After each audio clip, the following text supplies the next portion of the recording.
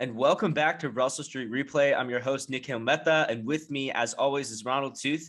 Ron, would you like to introduce our special guest for this episode? Yeah, for sure. Big episode, obviously, our first one here on YouTube, so everybody can kind of see what we got going on here. And it's only fitting that for our first YouTube episode, we have an actual Ravens player with us here, one who's having some camera issues at the moment. Yeah, I know, man. But we have a former Fort Valley State wide receiver and current undrafted free agent Baltimore Ravens, Shemar Bridges here. Shemar, how's it going, man? It's going good. How y'all doing? Appreciate y'all for having me, first of all. But hope everything's going good with y'all, man. It's blessed to be here. Yeah, no doubt, man. Everything's been really good, and it's great to have you aboard, honestly. I remember when we drafted you, I shot you the DM. I was like, man, it's so great to have you here. So, awesome. Yeah, definitely. I appreciate that for sure. No doubt. So I wanted to kind of start things off with I saw you do an interview a few days ago where you talked about the Legacy Bowl and how it really gave a lot of you guys sort of an opportunity to be seen by scouts as players and as people. I guess I was just kind of wondering, that day, did you sort of have any indication that the Ravens might have been interested in you? You know, like, did you really hit it off with the scouts, anything like that, or was the call from Baltimore sort of out of the blue? Nah, really one of the teams I did talk to at the Legacy Bowl was Baltimore Scout. One of the guys that really pushed for me to get, to kind of get me there. And so we kind of built from that relationship at the Legacy Bowl, meeting him, talking to him. And then it furthered on, and then right around the draft time, that's when we hit back, and we kind of picked back up where we was at. So it kind of like that's where the relationship developed, and then like closer to draft, that's why I started figuring out the Ravens were really interested. So it kind of it was kind of something that started, and then it really picked up at the end. So yeah, cool. So just I guess kind of just going right into minicamp here.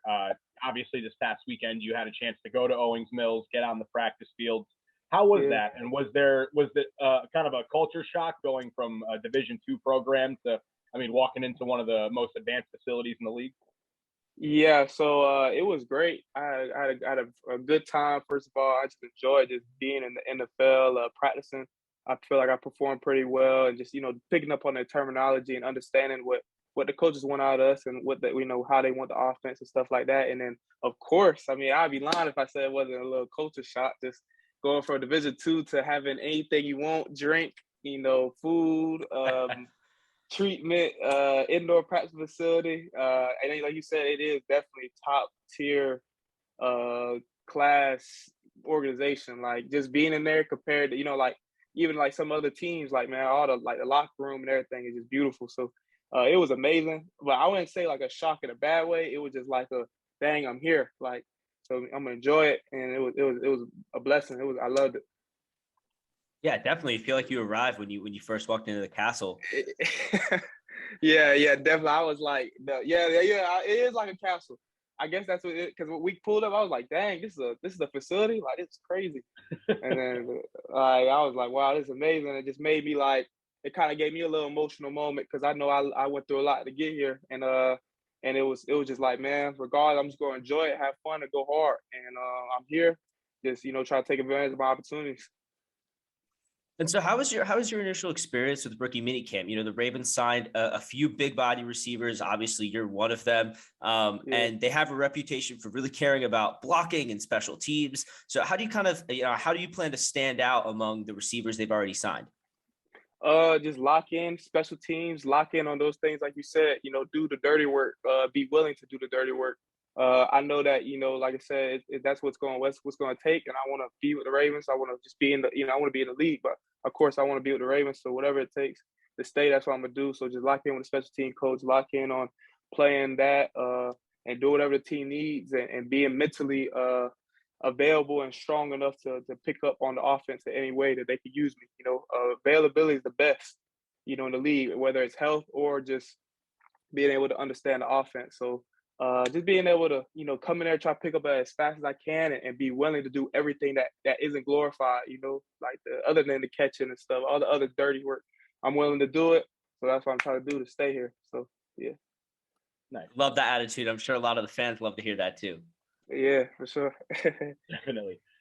So I was kind of wondering, and I promise this isn't a loaded question because I know everyone gets asked this, and then you see the quote, so and so is the next so and so. But Right. if you could sort of like, is there any player that you really sort of modeled your game after coming up, or a guy that you really kind of, you know, strive to be? Now, of course, you strive to be yourself, but just in terms of on the field, is there anyone who really influenced you? Yeah, I mean, like I like to pick up games like a game like Mike Evans, you know, big guy, can run, make big plays. I love a lot Keenan Allen. I love watching Brandon Marshall. There's a lot of guys that are technique sound, big. You know, Brandon Marshall run at the catch type of guy.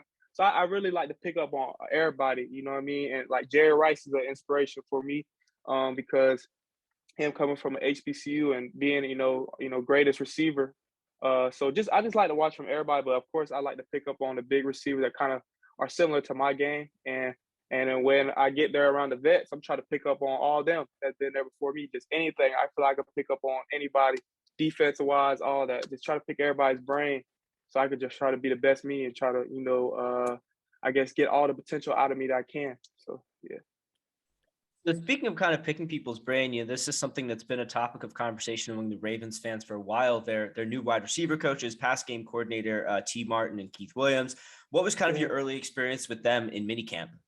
Oh, it was great. It was real great. I've already had talked to Coach T. Martin right before the draft, and then I got to really meet him in person when I got there. And man, he's a great dude, really cool guy. He just really helps simplify the pass game and the terminology and really all the coaches. And I got like a great vibe from them. Just that little time there at Ricky Meat Camp. You know, they treat you like pros, and just being there with those guys, they try to just help. They just try to help, like, the terminology and simplify it so you can understand it. And they definitely, I enjoy being around them. And I think it's gonna be a good time. I'll be able to play for them.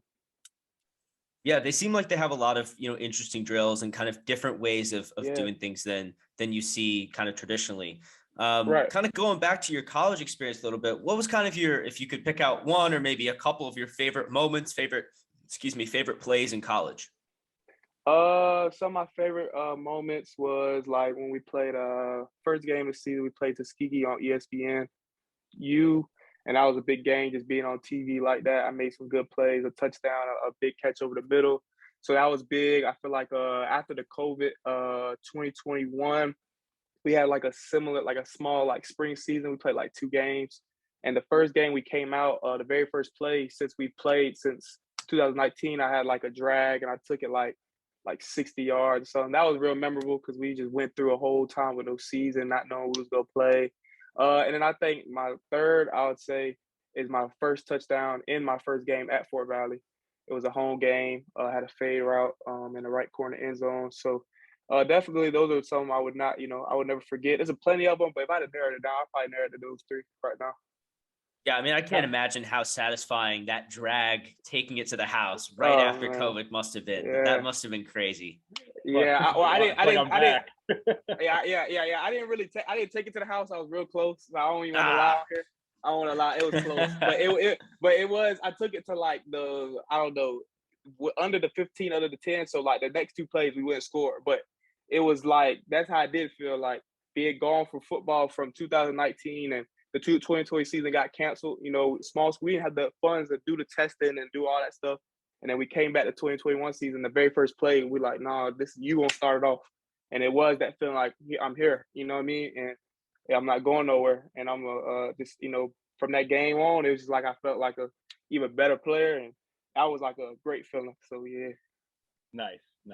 And while we're talking about your college career here, I guess I was just kind of thinking, like, do you feel any sort of pressure as, a D2 undrafted guy coming in to sort of like show out and show that, these D2 guys do deserve a chance in the league and that they can compete with the best? Nah, I don't really I don't feel like as much. To me personally, I feel like if it's pressure, it's not on about that. It's pressure as far as like I want to make everybody at my school proud. I want to make my family proud. That type of pressure, because I know I come from a situation in my school where I'm the only one in a minute that's gone to the league, and I don't, it's not like a bunch of people. Like I'm the only one like in Fort Valley like that's holding it down right now. So that type of pressure, I want to make them proud. But as far as like that, like what you asked, nah, because it's like I feel like I come in with the less the less pressure, or I feel like I come in with a chip on my shoulder for me, but I feel like I come in with a what I have to lose mentality. And it's not like because I have everything to lose. You know, this is my career, and I want to play for as many years as I can play. I want to play for. If I could play 20 years, I play. I love football. I just love football. I don't care about money and fame. I just love football. However, though, just being honest, you know, I'm realistic. From the outside world is going to believe I'm gonna be the one that's going. You know what I mean? They're going to obviously gonna, you know, probably put me towards the last just because of the school I come from. So that puts that chip on my shoulder. Is like, I feel like the most dangerous person there is somebody that feel like, you know, nobody believes in them, and, you know, has that like, I guess, like not nothing to lose mentality. So I'm coming in there like, man, look, I done proved everybody wrong. Get here. I know a lot of people maybe people might not think I'm gonna go too far from this, but I do, and I'm just gonna, you know, work and just let everything work out. But regardless what happens, like I'm blessed. I'm just thankful. So I don't know. It's like it's pressure, but it's not really like just a ton of pressure. Like, you know, like you have somebody that's coming from a situation where they're the first round draft pick. Everybody's looking to, you know, but for me, nobody don't look to me to be the guy that's going, you know, not saying like the coaches don't, but like the fans and stuff. So now I'm just like, well, I'm for to prove it. And so that's my mentality coming into it. But I have my own pressure on myself, but I don't feel like from the outside world now as much. Nice. So when I was doing a little bit of research on you, I saw that you are from Jacksonville, Florida, correct? Yeah. Yes, sir. So, well, as we all know, there's another pretty notable Raven who also is proud to show off his Florida roots. I was just wondering if you'd had a chance to chat with Lamar Jackson at all yet, or exchange a text, a DM, anything like that. Nah, I haven't. I haven't been able to, but I definitely can't wait to beat him. Just because, like, you know, he's a Florida legend. So it's like all my friends be like, man, you play with Lamar Jackson, you gonna be with Lamar Jackson. That's all I hear from everybody back home. You know what I'm saying? It is crazy, you know what I mean? But I haven't really done that. I kind of just want to meet him like in a good working environment, and just, you know, get to know him like that, man. And, you know, just pick his brain and learn from him, and, you know, and just whatever happens, you know, as a friendship, it happened naturally. But that's why I feel like with him, I feel like with people like a lot of people that's in that locker room. You know, I'm from Jacksonville, so I'm very aware of Calais Campbell, who played with the Jaguars for some years. That's somebody I definitely look to. That's like he's a great leader, great dude. I want to pick his brain too, just not only just on and off the field. So not only just Lamar, but everybody, but definitely like I want to come there and just, you know, learn from him and watch him work. He's a great player. Like some of the stuff he does is amazing. So I just can't wait to see it in person. Was Lamar Jackson potentially getting a chance to play with him? Did that play any factor in your decision in signing with Baltimore, or was it more just I like the team, the organization, and I want to play here? Nah, that didn't really play a factor. I think it was just like you said, the team and the organization, the relationship I built with Coach T. Martin. Like, just, you know, we had one call and a couple other scouts I had developed with. I just felt like this is a great organization with great coaches and just a great history, man. Like when you walk in the halls, you see Ray Lewis and Ed Reed and all these guys on the wall, and I'm like, dang, I'm here playing at the same team they played at, you know. So it's like it's an honor. But of course, after I signed, I was like, dang, like Lamar Jackson's the quarterback. Like, I was like, this is crazy. You know what I'm saying? Like it didn't really click. I'm like, that's wild, you know. And I'm not really coming from a situation where, you know, I'm Division I and I'm used to playing with guys that's first round draft picks is normal. Like I came from Fort Valley State, like 3,000 like students. Like, so I'm like, dang, you know, Lamar Jackson, my quarterback, that's amazing. That's crazy. So I didn't really think about it till after, because I was just so focused on my own situation. And then when I did it, I was like, wow, this is crazy. So yeah. And, you know, kind of talking about coming in and joining all the rest of the rookie class, you know, what have some of those experiences been? Have you gotten the chance to kind of get a chance to know some of the other guys that have joined the team? You know, tell us about that experience. Is it like very competitive? Is it a very competitive atmosphere, or is it a more collaborative one? It's been both. Like, you know, it's been competitive and collaborative. Like, we're competing against each other, but we know, like, you know, we collabing, like we helping each other out. And then, you know, at the same time, like we are teammates right now, but we are competing for a spot at the same time. So it's both. But like, including with the fellow receivers I came in with, like all those I got, like we all became real cool, even just within this weekend and just doing stuff together. But we know at the end of the day, like we're all competing. And that's just friendly competition. You know, I wouldn't do nothing like to sabotage them, nothing like that. You know, like I got like, you know, nothing, but they cool. Like the time I met them, it was cool, good vibes. You know what I mean? But at the end of the day, we're all competing to be the best. Nothing wrong with that. Like, and whatever happens, like we can shake it off. Like, man, like whoever best man win. You know.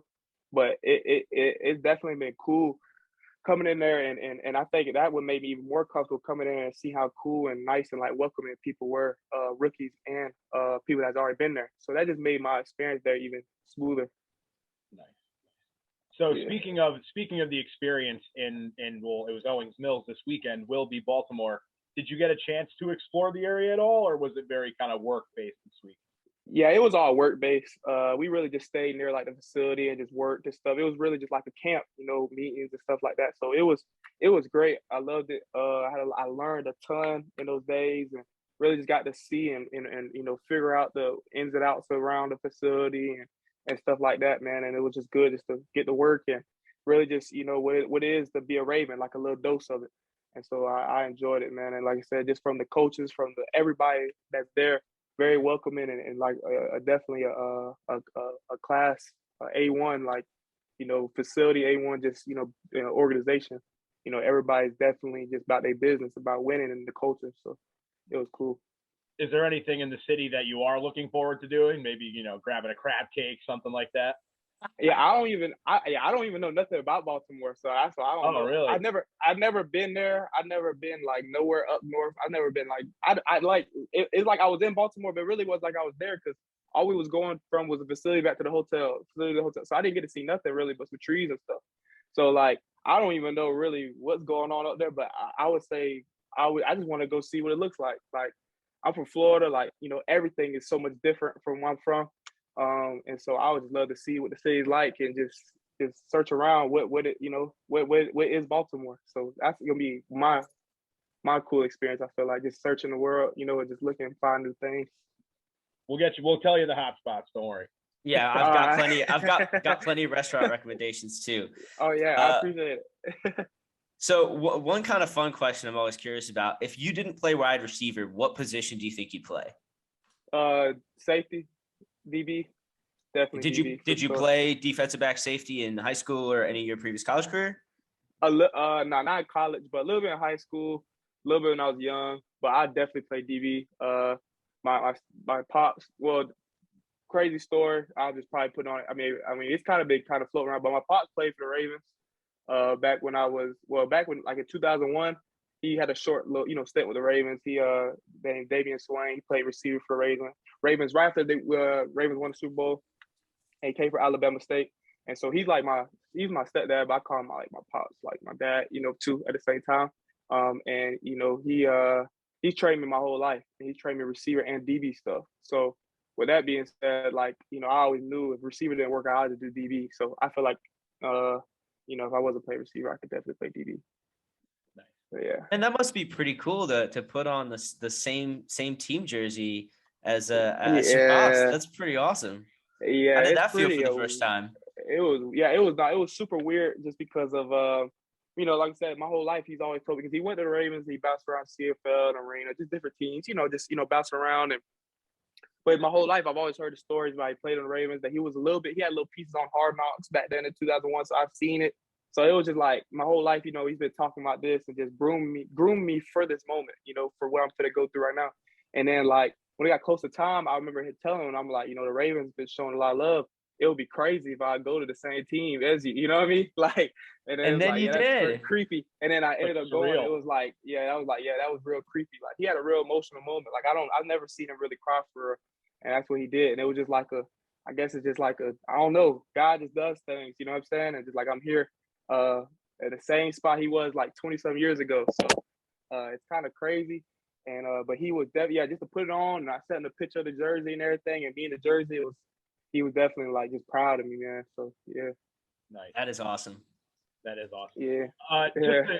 Just while we're kind of wrapping up here, just a bit of a hard right question. So we've talked a lot about what you do on the field and all that. Yeah.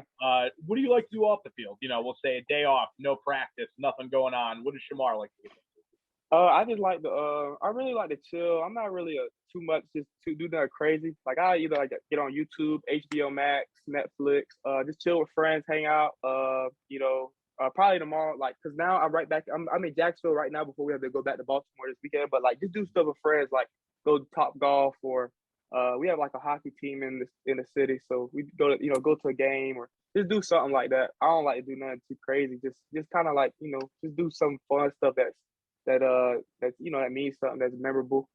But on the time, if I'm just resting my body, I'll just probably kick up, chill, watch TV, maybe play the game a little bit. But I haven't really played the game that much often. So I yeah. love Topgolf, and now that you mentioned, I got to ask, any movies or TV shows that you've seen lately that you really like? So right now I've been heavy on the if y'all are on HBO Max, The Winning Time, The Rise of the Lakers Oh dynasty. yeah, it's fantastic. Yeah, I right before this podcast, I just literally just finished the most recent episode. I love that because I'm a big Laker fan. So I watched that. Any other shows, like probably, I don't know, anything with sports, anything with football, I'll watch it. So I'm always ready for like the Last Chance U stuff and all those different type of shows. Yeah, so I'm always into that. So really anything like that, but a lot of times I just find myself just either watching podcasts like this or anything. So yeah. Nice. What's the best football movie of all time, and why is it Remember the Titans? It was definitely about to be Remember the Titans. You're right. You got my answer. Yes. It's Remember the Titans.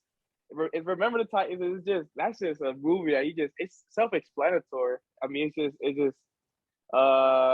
just a beautiful movie where you see people coming from different backgrounds coming together, and I think that just speaks volumes of what football is. Like, you got basketball, you could be real individual. Baseball, you could be kind of individual. Tennis, but soccer is team. But football, you have to have all 11 to come together to win. And I think that's what makes football so great, and I think the best sport is because it takes everybody. If one person messes their job, mess everything up. And so that's why I feel like Remember Titans, it just shows like brotherhood and being together, including in that time when things are so different. You've seen people from different races come together. I think it was amazing. And it has comedy in it and all. So that's definitely one of my top 3 movies of all time. All-time Denzel performance, all time. Oh yeah, great. It's a great movie. Love it. So so our last question for you. For our fans, the more casual ones who may not be familiar with an undrafted free agent wide receiver, if you could just sum yourself up to those fans in 1 or 2 sentences so that they completely know you, what would that be? 2 sentences of me? Yeah, just for the casual fan who might not be aware of Shemar Bridges. Shemar Bridges is just residing out of Jacksonville, Florida, out of Fort Valley State University, small Division II, and just trying to find my way in my career, just trying to help the Ravens win in any way possible and just make my way on this team, doing everything it takes, doing the dirty work, the special teams, whatever it is. And hopefully over time doing that, I can, move into a role where I can be able to put up numbers and do great things at wide receiver. But whatever that is and whatever that time may be, and maybe that doesn't come, whatever I got to do to help the team win, and, that's what I'm going to do. And I'm just here to do that. And I got a big chip on my shoulder just to prove everybody that I'm deserving of being in the league. And that's what I'm here to do. And I'm just a team player. I'm just here to also enjoy my time, and have fun. I think I don't want to look back and be like, dang, I didn't have fun. I didn't enjoy it. I was so stressed out by everything. Like, no, I'm going to enjoy this. I'm in with the 1% of the country to get this shot to play this great game in a great organization. So I'm just having fun and go do and give everybody, my all. So yeah. We definitely love to hear that. Thank you so much for coming on our podcast today. It's been such a pleasure to have you, and best of luck with the rest of training camp and rest of this summer with the Ravens. We're excited to see, more highlights of you coming out of camp and preseason games, all that stuff. Yeah, I appreciate y'all for having me. Thank you. Thanks, Shemar.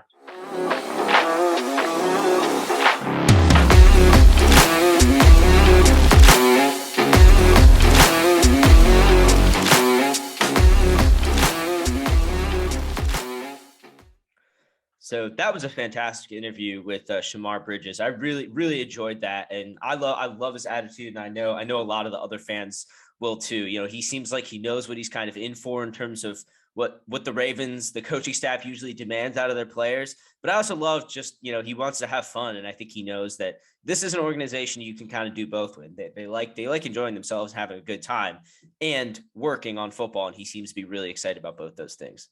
Yeah, he's definitely got that undrafted free agent mindset. You know what I mean? It definitely seems like he's ready to grind and work hard and really do all the things that you want to see from a guy that you sign after the draft. So good things to see. And it goes without saying that we are all hoping nothing but the best for him and that he's a Raven for a long time. Yeah, for sure. So moving on to some of the other recent topics that we have in the Ravens, just today, we're recording this on May 10th, and just today the Ravens signed former Atlanta Falcons and Carolina Panthers and a couple other teams running back Mike Davis, and withdrew their offer, their tender for Tyson Williams. So it's the end of the Tyson Williams era in Baltimore. I know it's a very sad day. Ron, what are your initial thoughts on this running back switch up and I guess the general state of the Ravens backfield right now? Well, when we look at how Tyson was used throughout the year, it's not surprising that this was ultimately the move to ship him off to greener pastures, I guess we'll say. The Mike Davis move, it doesn't surprise me as much as a lot of people. It seems for a while now that they might not be totally confident in the fact that both J.K. and Gus will be 100% for week one. So bringing in a veteran like a Mike Davis, who might have a little more juice than somebody like Devontae Freeman, as much as we love him, or Le'Veon Bell, guys like that, it's not surprising to me, and it also wouldn't be surprising to me if we saw him get a pretty substantial portion of the workload in the early part of the year, especially. Yeah, I mean, I don't know if I'd quite go that far. I mean, as it seems like Dobbins and Edwards' recovery is going pretty well. And again, I don't think it's necessarily there's been a setback or anything. But I mean, I do agree. It's just more insurance. You want to have the extra depth early. Now they have a really healthy competition for running back in the preseason between Justice Hill, Tyler. Is it Batty or Beatty? I believe it's Beatty. Okay, I just don't want to sound like an idiot and say Batty. So ideally, though, a pretty good competition between Justice Hill, Tyler Batty, and Mike Davis for what should be 2 running back spots. I actually kind of expect them to add at least 1 or 2 more at some point. Maybe I don't know. I don't know what the numbers are on the roster right now. I mean, even bringing Freeman back to see how he's looking this year, and if he managed to, not lose anything with another year, not lose anything, but him versus Mike Davis as your vet in the room. Which one do you want? Hill, it depends on how he recovered from his Achilles, but again, he's got that special teams that they like. They like him in pass pro.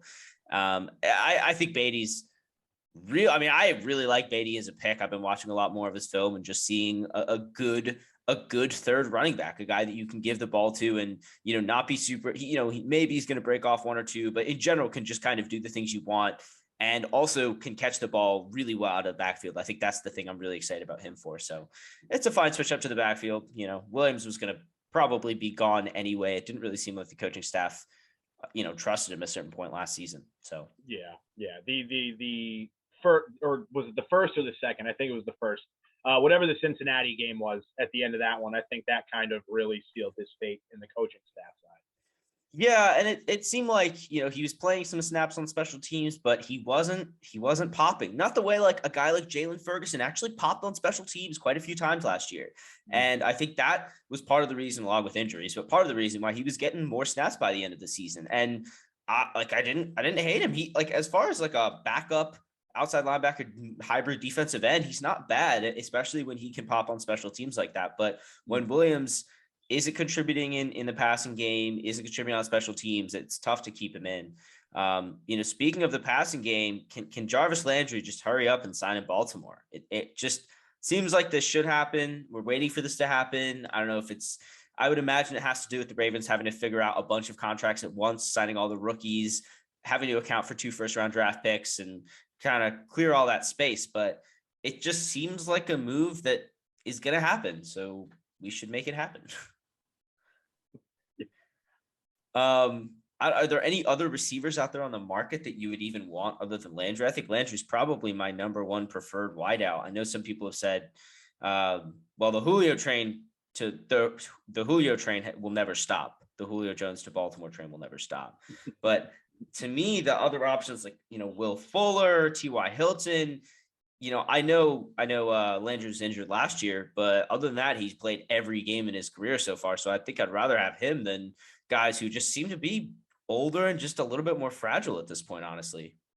Yeah, Landry's definitely the number 1 choice, especially when you look at just he very much kind of fits that mold of obviously he's not as good as like a Bolden was or a Derek Mason, guys like that, but he really feels like the one that kind of fits that classic Ravens wide receiver sort of signing. You know what I mean? I mean, I gotta be honest. I'm looking up right now how old Anquan Boldin was when he came to the Ravens. Because Landry's got a lot of talent. Like, I don't know if like his career projects as Boldin. But I also think that, Boldin was 30 when he came to the Ravens. I think Landry could put up some, and he put up 800, 900.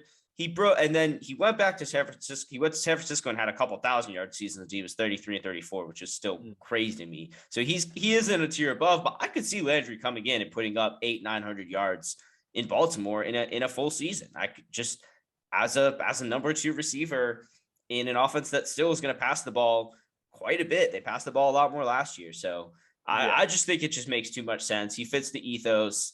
He's a good blocker, all that stuff.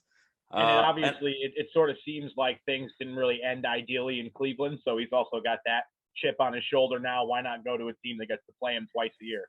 Yeah, I was seeing those reports today about how they pretty much only were willing to offer him the veteran minimum plus incentives. And I mean, I don't know how he's going to get that much more in Baltimore. Although, again, I wouldn't hate like a 2-year deal with him because he is a good receiver. I still think he's kind of underrated, honestly. So hopefully that'll works out for the Ravens. If not, it's going to be, someone's going to have to emerge from the pack, whether it's, one of the guys already on the roster, one of the undrafted guys.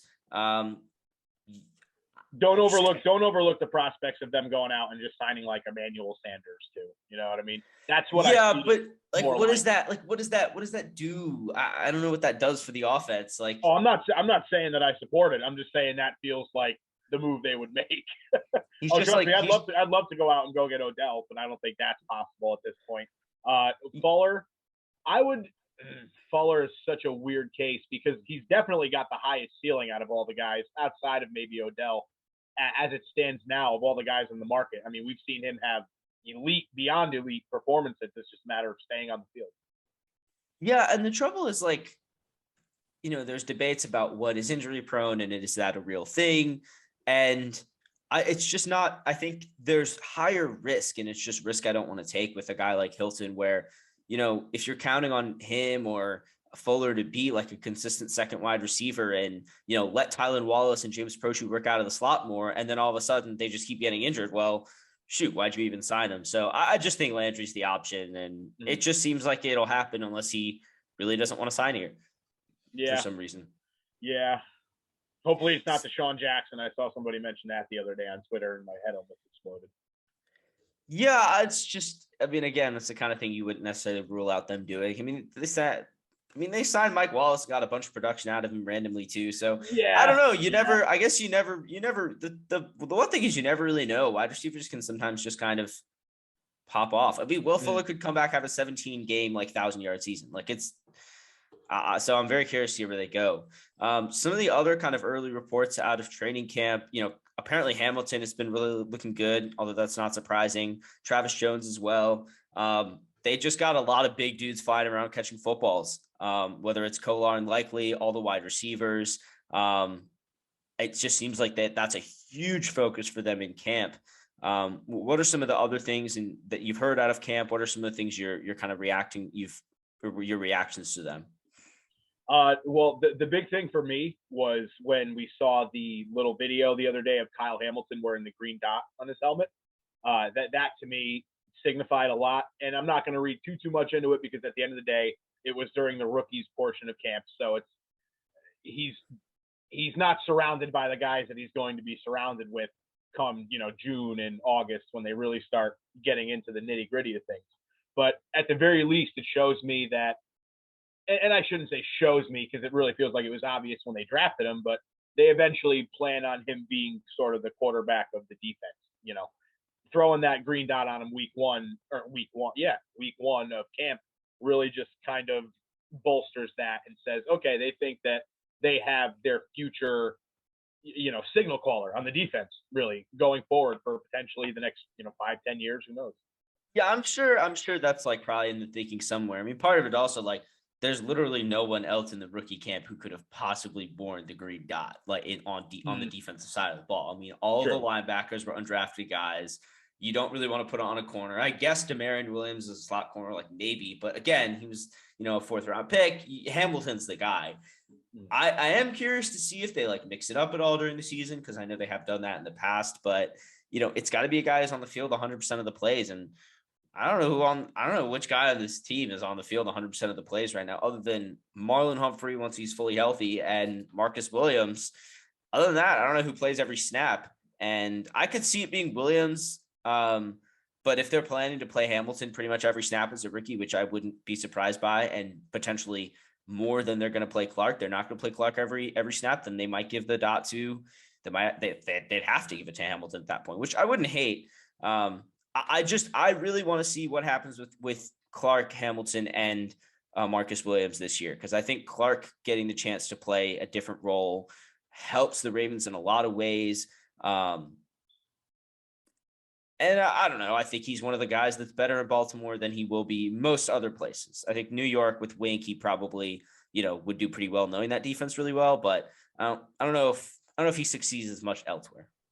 Yeah, who knows? I am starting to become more in the camp of I don't think Chuck is going to be here in September. I think that they're going to figure something out, and they're going to, do a move that benefits both sides, that really gives him a chance to get the playing time that he probably deserves, and kind of gives them a little bit of a return on investment, I guess. Yeah, I don't know. Like, he was already putting up cryptic tweets the other day. For all we know, it could have been about, something completely different that we have no clue what it is. But I don't know, just the way it's all sort of aligned, it's starting to feel like he won't be here in September. And I hope I'm wrong. I want as much depth back there as possible, but especially with Stevens too, it's starting to feel like an abundance of riches. And if you can go flip him for a guy on the offensive side of the ball who can help you this year, why not? Yeah, and I also think you don't want to trade guys away just because of a guy you drafted, but you're ready to, if he comes in and he's like, hey, this isn't working for me, the Ravens have always been the type to accommodate. But I do think they are going to try. I'd be surprised, honestly. I actually would kind of be surprised. His connection to the organization seems pretty strong. And, I don't know. Do you really want, I don't know if I'm really super happy with Tony Jefferson, Geno Stone as kind of the backup safeties, because again, injuries are a thing. And I think having Clark to operate in a lot of dime packages and have him and Hamilton both have that ability to play downhill in the box. I just think that helps the Ravens disguise a lot of their coverages and things like that they're planning to do this season. So I don't know. I actually think my instinct is that Clark stays in Baltimore this year and maybe leaves next offseason when the Ravens are ready to kind of fully hand the reins over to Kyle Hamilton and kind of a bit of a new look defense. I think the transformation will be more complete next year. So then do you think Stevens stays do you think he goes to corner then? Back to corner? Yeah, I mean, I think that's pretty much what Harbaugh has said, that Stevens is probably going to go back to corner. And I think, again, the Ravens are seeing this kind of a longer conversation about kind of defense in the NFL and how the Ravens are seeing it. But one thing they're understanding is, one, you want versatility, guys that can do a bunch of things from a bunch of different alignments. That's something they've always prioritized in their front seven, but you're seeing it more, a higher priority in their secondary now. Stevens, Chuck Clark, Kyle Hamilton, Marlon Humphrey are all guys that can play 2 or 3 different roles. And I think that kind of signals that they're looking to have better answers to, like, the Bengals, T. Higgins, Jamar Chase, and Tyler Boyd, than just, we have 3 cornerbacks who can match up with you. Because it's not just covering them, it's also deceiving Burrow and getting pressure on him and, not making it easy to just, pick apart man or zone. I think they just want to look for a lot more flexibility, a lot of different matchup looks, and create a very multiple defense, basically. So, again, that's just kind of my speculation, but just based on their roster moves and how the roster looks as it is, what McDonald did at Michigan, I just think that they want to be able to come out with something that's going to maybe be a little bit more traditional in the amount it drops back, less aggressive in terms of blitzing, but I think a lot more deception and kind of more, to kind of bring a basketball term into it, a little bit more switchable. Have Stevens and Humphrey be able to move in and out of the slot, Clark and Hamilton drop down there into the box, because tight ends and slot guys are, they burn the Ravens as much as guys on the outside do. So it's something they need to be, I think, aware of. And I think they are. I think that's why they want to have that flexibility. So, yeah, I agree. All right. Well, anything else to add? I guess we're really just kind of gearing up for the rest of training camp here. This is really the dead period after draft season. I know we have a couple more post-draft episodes planned, kind of looking more towards future team building. But beyond that, we're waiting for training camp and the preseason to get here.